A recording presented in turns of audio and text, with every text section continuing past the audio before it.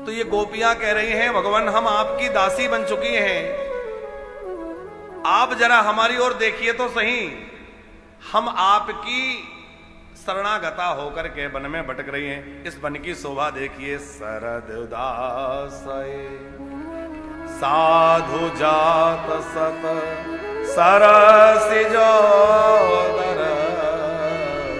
श्री मुसाद्रशा। हे घनश्याम, हम आपकी बिना मोल की दासियां हैं, अशुल्क दासिका। गोपियां कह रही हैं हम आपसे कोई मोल नहीं चाहती, कोई शुल्क नहीं चाहती। शुल्क का मतलब है हम आपसे सेवा करके कुछ मांगना नहीं चाहती। हम लोग भगवान की पूजा सेवा सब लोग करते हैं, प्रायः सभी पूजा करते हैं, पर क्यों करते हैं?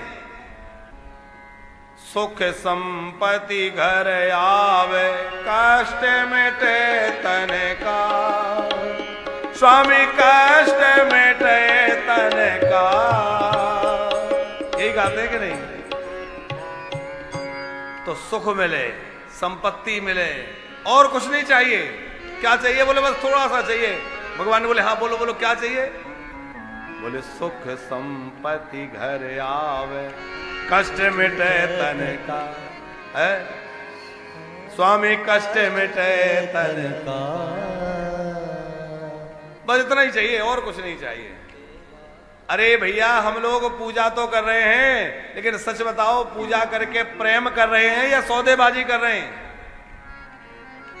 भगवान के द्वार पर जाकर भी भगवान से प्रार्थना कम और आदेश ज्यादा करते हैं, हमारा ये कर देना, हमारा ये कर देना, हमारा ये काम, मानो भगवान हमारे नौकर हों।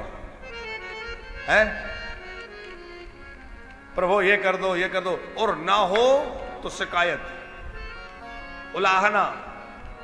अरे प्रभु ये काम तो बना नहीं, इतने दिनों से गोवर्धन की परिक्रमा कर रहे हैं, ये तो हुआ नहीं है। तो भैया हम लोगों का जो प्रेम है वह किस लिए है? अपनी कामनाओं की पूर्ति के लिए। तो जहां कामनाओं की पूर्ति की इच्छा है वहां साध्य क्या है?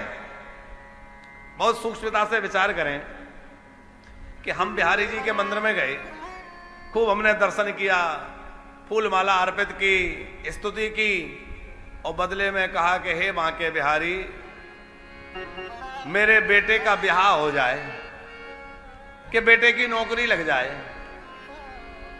तो अब आप ये बतलाइए कि मां के बिहारी जी तो हो गए साधन, और साध्य क्या हो गया?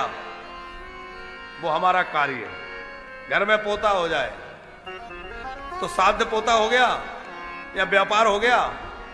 तो भगवान तो माध्यम बन गए, साधन बन गए, साध्य नहीं बने। साध्य तो वो वस्तु बन गई जो हम उनसे मांग रहे हैं। लेकिन गोपियां कह रही हैं हम ऐसी नहीं है। गोपी कहती है हम आपसे आपके अतिरिक्त और कुछ चाहते ही नहीं है। इसलिए कह रही है अशुल्क दासिका, हम आपकी बिना मोल की दासियां हैं, आपसे बदले में कुछ भी चाहती नहीं है।